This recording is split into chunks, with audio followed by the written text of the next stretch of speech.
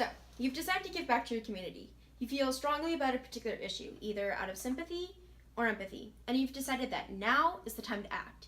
You have a cause, you have an idea, and you're ready to go out there and make the world a better place. Hold on just a second. Like all things in life, humanitarian work isn't simple. It's complicated, and it's easier to take a wrong turn than you may think it is. I'm Magda. And I'm Maya. And in this video, we are going to look at some of the ways that charity work can be harmful and what you can do to make sure that the difference you're making is a positive one. Choosing a nonprofit organization to support can be an incredibly frustrating process. Oftentimes, projects won't be very well designed, and their effects aren't sustainable. Other times, the people in charge of the project think they know better than the people affected, or are unqualified to do the work that they're doing. Because of that, we've compiled a list of things to do to make sure that your funds are being put to good use. Number 1, make sure to do a lot of investigative research into your charity before you begin.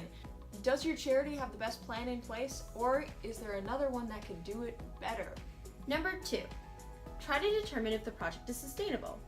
Their plan should be long-term, and they should have a clear goal in mind. The best projects are ones that won't require any more help from the organization once the goal has been met, allowing the organization to move on to other issues without fear that all of their previous efforts will be for nothing.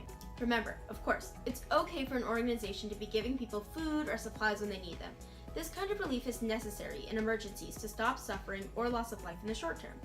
But there should be some sort of plan in place to transition to a period of rehabilitation and development that helps make people's lives better, even in years and decades down the line. 3, find out what the people affected by your issue are saying about the organization. A good way to start is by asking who started your organization and why. Then try to find out what the affected are saying about the program using secondary or primary evidence. Try not to focus too much on videos you find on their website, as it's really easy to make it look like everyone is on board with their project. Instead, look for local news reports or interviews conducted by reputable journalists. You might still not find exactly what you're looking for, in which case, try to see if there's a way you can speak to the people directly. Do you know someone who's affected by the issue? Talk to them. Do you have a way to connect with them on Twitter or Facebook? Tag them in a poll and get their responses to your questions. 4, make sure that your chosen nonprofit is doing it for the right reasons. This is a lot harder to do than most of the others on this list, and it comes down to your gut. Do you believe that these people are doing it because they want to help? Or are they doing it to make money or to make themselves feel better? Number 5, make sure that you are doing it for the right reasons. Helping other people, animals, or the environment can be one of the most rewarding things that you ever do. But if you're just doing it for the Instagram likes or the YouTube views, you're not really helping. It takes a lot of self-awareness to realize that you don't find humanitarian work that rewarding, and it is okay if you don't. Just don't stand in the way of those who are truly passionate about it. And don't worry too much about what other people think.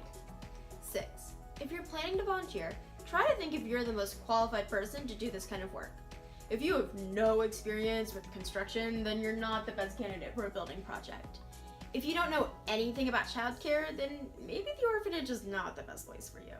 And finally, 7, if you're thinking about donating to a nonprofit organization that relies on volunteers, whether that be international or domestic, make sure that they vet anyone who is working there.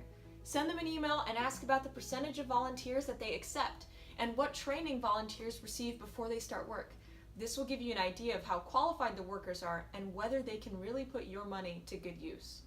We hope you enjoyed this video, and if you want to see more videos like this, please like and subscribe to the Rock Your World channel. You can also share it with anyone who you think might find this useful. Thanks for watching!